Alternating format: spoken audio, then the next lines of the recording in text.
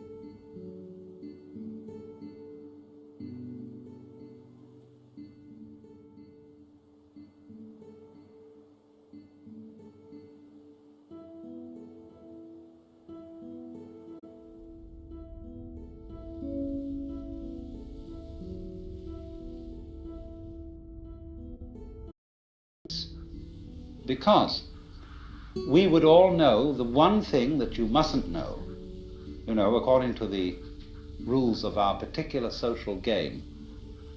The one thing you mustn't know, that's really not allowed, that is the lowdown on life. And the lowdown, on the one hand, means the real dirt on things. But the lowdown is also what is profound, what is mysterious, what is in the depths. And there's something left out. And our everyday consciousness screens this out in the same way that when you say you have weaving, you have, say, on this rug here in front of us, when the black finishes here, the black threads will go underneath and then appear again over here, then they'll go underneath the white and then they'll appear again over here, you know? So that the back will be the obverse pattern of the front. Now, the world is like that. Our sense organs are selective. They pick out certain things. They're receptive. For example, we have a small band of what we might call a spectrum of light, of sound, of tactile sensation, and so on, to which the human organism is sensitive. But we know that outside that small band, there is a huge range of vibrations to which we have built instruments that are sensitive. Things like cosmic rays, ultraviolet rays, gamma rays, hard X-rays, so on. They're all outside the band of our spectrum. And obviously, there are things that are outside the range of our instruments. We may build new instruments someday which will evoke, bring into our consciousness other orders of vibration altogether, but yet, as yet, we don't know about them. So you could imagine, you see, the universe is a vast, vast system of vibrations, and has infinite possibilities. All these vibrations, you know, are like the strings on a harp. And the harps that the angels are supposed to play in heaven are really this huge possibility. See, when you play the harp, you select strings. You don't play all the strings. It's stupid to just run your finger along the whole edge of the harp, back and forth, and go. What you do is you pick out with your fingers, select, just like on the piano, you don't go brrrr, you pick out certain notes, and these make the patterns. But at the same time as you pick out, you reject what you don't pick out. But it's all there, constituting a fundamental continuity, the kind of continuity of the thread as they go to the back of the woven material and make up the obverse of the pattern that's on the front.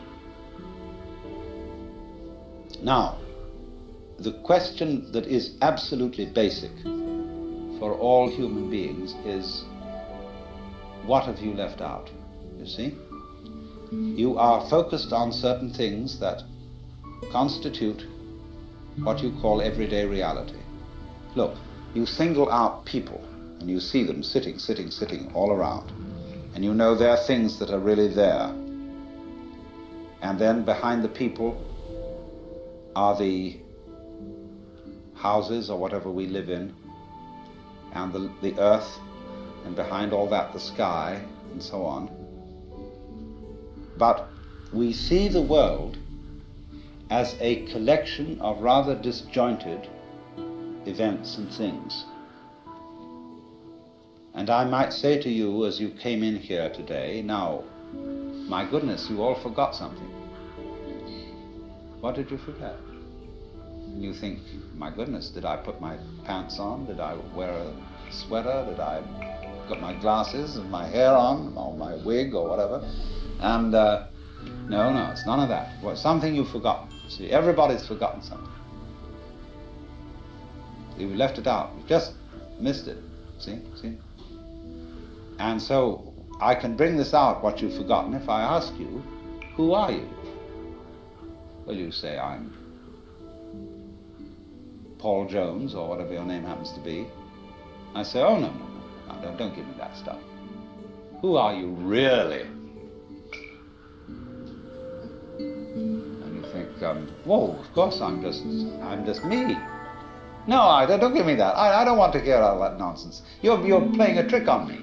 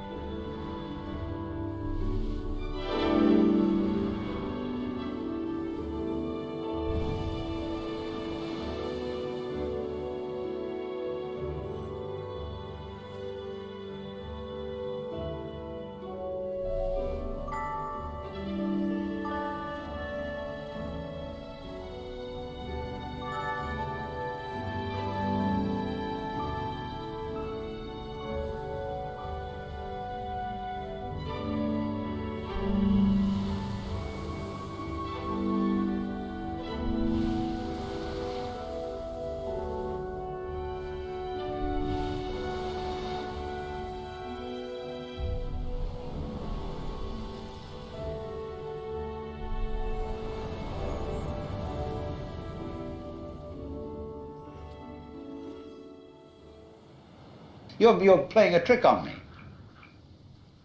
Really, deep down, who are you? I don't know. Well, that's the thing to find out. That's the thing that's been forgotten. See, that's the underside of the tapestry, the thing that's been left out.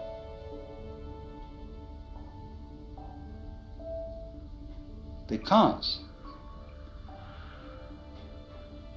what we are carefully taught to ignore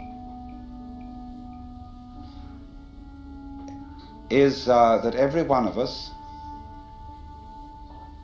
fundamentally, deep inside, let's put it that way, is an act of, a function of, a performance of, a manifestation of the works.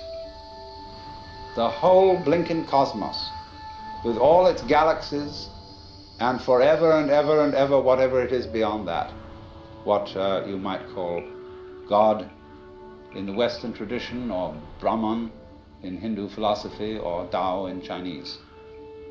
Every one of us is really that, but we are pretending we aren't. And we're pretending with tremendous skill and deception. Now, what I would call a really swinging human being is a person who lives on two levels at once. He's able to live on the level of being his ordinary ego, his everyday personality, and play his role in life and to observe all the rules and so on that go with that. But if he's only on that level, if he's only playing that kind of thing, and thinks that's all there is, it becomes a drag. And he starts being the kind of person who feels that he's just got to go on surviving. See? It's terribly important to go on surviving, to live. And he works at that. And his children learn the same attitude from him. And they, you know, he says, well, I've got to survive because I've got all these children I've got to support, and so on and so forth. And then they take the same attitude. And they breed up children, and they feel compulsive about supporting them, because they've got to go on. And so nobody really has any fun. It's just, we've got to make this thing, see? And you don't have to. See, whenever I get somebody who comes to me and says, I really can't go on and I have to commit suicide, I say, well, that's entirely, you're right. There's really no reason why you should go on, and if you want to commit suicide, do it. You can check out. Of course, this reduces anxiety. When they feel free to commit suicide, they don't really have to commit suicide so much. You know, you can commit partial suicide.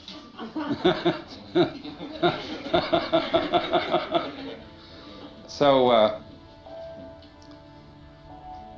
the sense that you just have to go on living, see, that life is a must. When you say to anything spontaneous, see, life is spontaneous.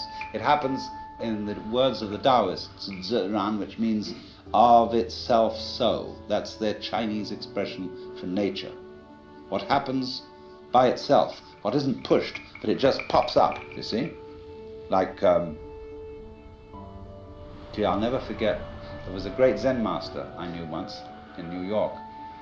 He was giving a lecture one evening, and he was dressed in his gold ceremonial robes, and he was sitting in front of an altar like this sort of thing, but he had a table in front of him with very formal, with candles on it, and a sutra scripture on a little desk, and he was lecturing on the sutra. And he said, fundamental principle in Buddhism is no purpose, purposelessness. When you drop fart, you don't say, at 9 o'clock I drop fart. It happened of itself. You know, and all these pious Western devotees, you know, kind of put their handkerchiefs in their mouths and try not to laugh. You know? So, but that's the meaning of something that happens of itself, like drop fart or have hiccups or just you came into being, you know. It happens in a kind of a plop way like that. See? Now, you can't tell that process, you ought to happen. You must happen. Because that puts a bind on it. In the same way as when you have a little child and all the relatives that come to a party on Thanksgiving, and you put the child into the middle of all the relatives and say, now dear, play. See, it absolutely bugs the child to do it like that. And so this is the problem for every artist. Because an artist is a man who makes his living by playing, whether he's dancing or painting or playing music or whatever it is. And he has to overcome this problem. He has to know how to play in public at a given time on an appointment. See? Now that's not an easy thing to learn. But when you catch on to the trick of it, you can do it. To play on demand. That's the hardest lesson of life. To contrive what is called by my Japanese artist friend Saburo Hasegawa a controlled accident. The thing is that we have been educated to use our minds in a certain way, a way that ignores or screens out the fact that every one of us is an aperture through which the whole cosmos looks out.